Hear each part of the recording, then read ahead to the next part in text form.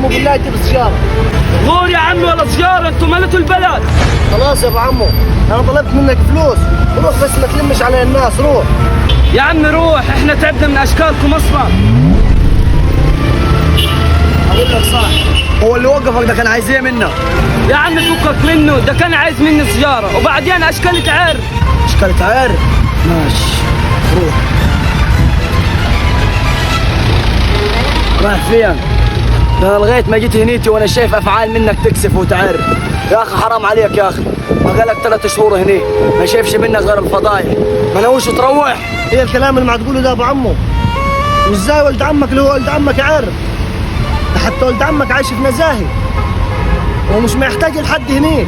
تفكر يا ابو سيف واحنا صغيرين لما كنت تقول لي الا كرامتي اللي دوس عليها اقطع له رقبته، وانت تقول مش محتاج حاجه لحد، والراجل هو